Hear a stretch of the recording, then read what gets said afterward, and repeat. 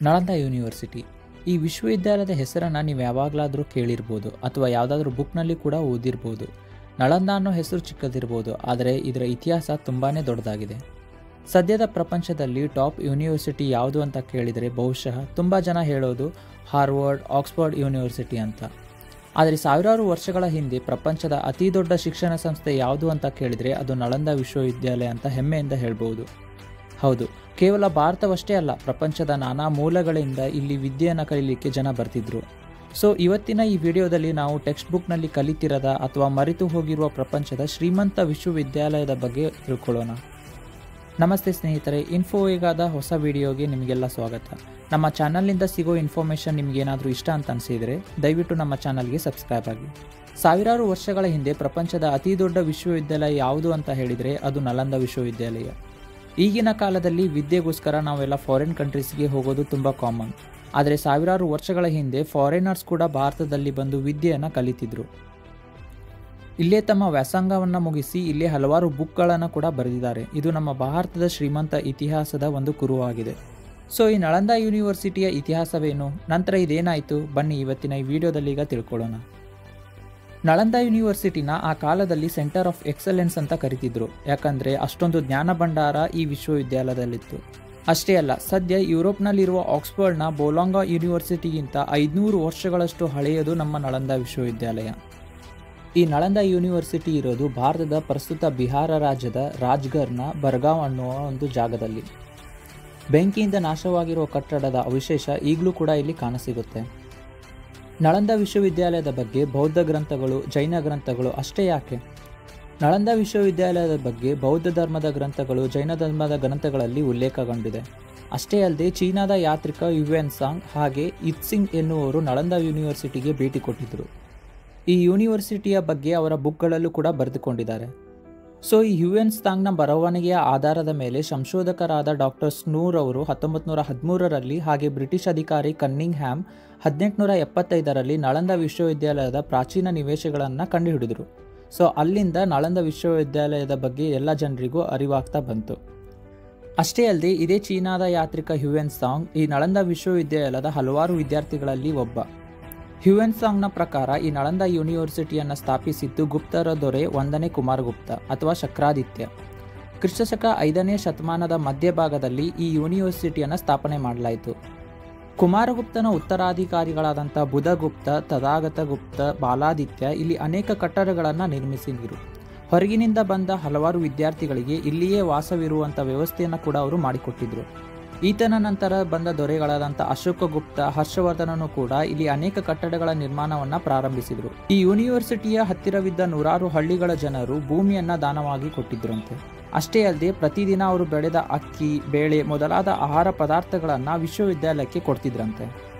So ಈ ನಳಂದ ವಿಶ್ವವಿದ್ಯಾಲಯ ಪ್ರಸಿದ್ಧಿ ಆಗ್ತಿದ್ದಂತೆ ದೇಶ ವಿದೇಶಗಳಿಂದ ವಿದ್ಯೆ ಕಲಿಯಲು ವಿದ್ವಾಂಸರು, ವಿದ್ಯಾರ್ಥಿಗಳು ಇಲ್ಲಿಗೆ ಬರಲಿಕ್ಕೆ ಸ್ಟಾರ್ಟ್ ಮಾಡಿದರು.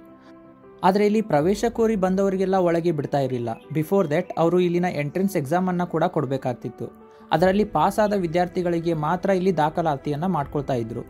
ಭಾರತ ಬಿಟ್ಟು ಈ ವಿಶ್ವವಿದ್ಯಾಲಯಕ್ಕೆ China, Tibet, Korea, Japan, Indonesia, Persia, Central Asia, ಶ್ರೀಲಂಕಾದಂಥ ಹಲವಾರು ರಾಷ್ಟ್ರಗಳಿಂದ ಜನರು ಇಲ್ಲಿಗೆ ಕಲೀಲಿಕ್ಕೆ ಬರ್ತಾ ಇದ್ರು. ಭಾರತದ ಪ್ರಸಿದ್ಧ ಗಣಿತಜ್ಞ ಮತ್ತು ವಿಜ್ಞಾನಿಯಾದಂಥ ಆರ್ಯಭಟರು ಕೂಡ ಓದಿದ್ದು ಇಲ್ಲಿಯೇ.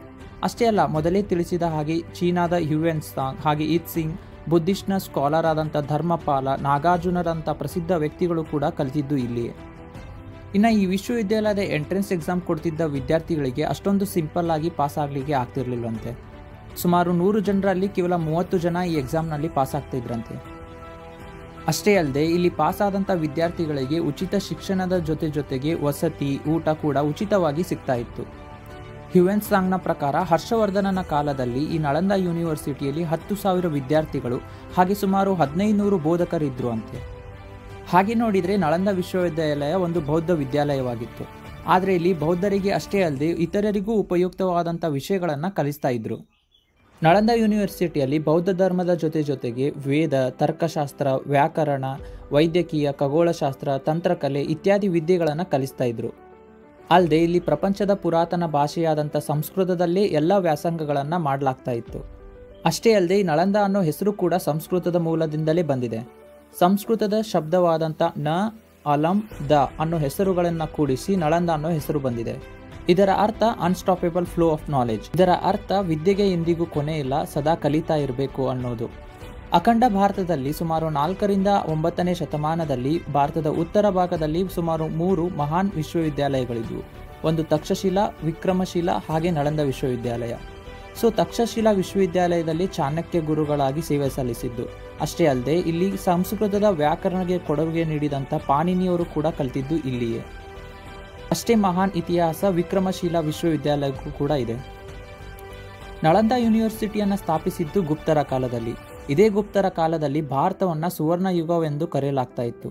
ಅಷ್ಟೊಂದು ಶ್ರೀಮಂತವಾಗಿತ್ತು ನಮ್ಮ ಹೆಮ್ಮೆಯ ಭಾರತ ದೇಶ. ಇಷ್ಟೆಲ್ಲ ಶ್ರೀಮಂತ ಇತಿಹಾಸ ಹೊಂದಿದ್ದ ನಳಂದ ವಿಶ್ವವಿದ್ಯಾಲಯವನ್ನು ಕ್ರಿಸ್ತಶಕ 1193ರಲ್ಲಿ ಮೊಘಲರ ದೊರೆಯಾದಂಥ ಮೊಹಮ್ಮದ್ ಬಖ್ತಿಯಾರ್ ಖಿಲ್ಜಿ ಎಂಬುವವನು ದಾಳಿ ಮಾಡಿ ನಳಂದ ವಿಶ್ವವಿದ್ಯಾಲಯಕ್ಕೆ ಬೆಂಕಿಯನ್ನು ಹಚ್ಚಿದ. ಇಲ್ಲಿದ್ದ ಹಲವಾರು ವಿದ್ವಾಂಸರ ಜೊತೆಗೆ ಲಕ್ಷಾಂತರ ಪುಸ್ತಕಗಳು ಕೂಡ ಇಲ್ಲಿ ಬೆಂಕಿಗೆ ಸುಟ್ಟು ಹೋದವು. ಜಸ್ಟ್ ಇಮ್ಯಾಜಿನ್ ಮಾಡಿ, ಈ ನಳಂದ ವಿಶ್ವವಿದ್ಯಾಲಯದ ಪುಸ್ತಕಗಳು ಬೆಂಕಿಯಲ್ಲಿ ನಂದಿಸಿ ಹೋಗೋಕೆ ಬರೋಬ್ಬರಿ 3 ತಿಂಗಳುಗಳು ಕಾಲ ತೆಗೆದುಕೊಂಡುವಂತೆ.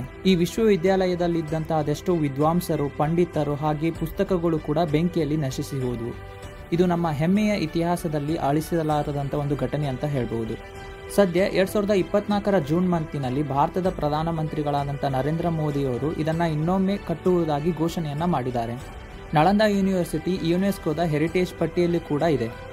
ಇದು ನಮ್ಮ ಭಾರತದ ಅಖಂಡ ಇತಿಹಾಸವನ್ನು ವಿಶ್ವಕ್ಕೆ ತೋರುವ ಒಂದು ಉದಾಹರಣೆ ಅಂತ ಹೇಳ್ಬೋದು. ಎಸ್ ಫ್ರೆಂಡ್ಸ್, ಇದಾಗಿತ್ತು ಇಂದಿನ ಯೂಸ್ಫುಲ್ ಇನ್ಫಾರ್ಮೇಷನ್ ವಿಡಿಯೋ. ನಮ್ಮ ವಿಡಿಯೋ ನಿಮಗೆ ಇಷ್ಟ ಆಗಿದ್ರೆ ನಮ್ಮ ಚಾನಲ್ಗೆ ಸಬ್ಸ್ಕ್ರೈಬ್ ಆಗಿ. ಮುಂದೆ ಇಂತಹದೇ ಇನ್ನೊಂದು ಇನ್ಫಾರ್ಮೇಷನ್ ವಿಡಿಯೋ ಜೊತೆಗೆ ಮತ್ತೆ ಸಿಗ್ತಿರ್ತೀನಿ. Signing off from ಇನ್ಫೋವೇಗ.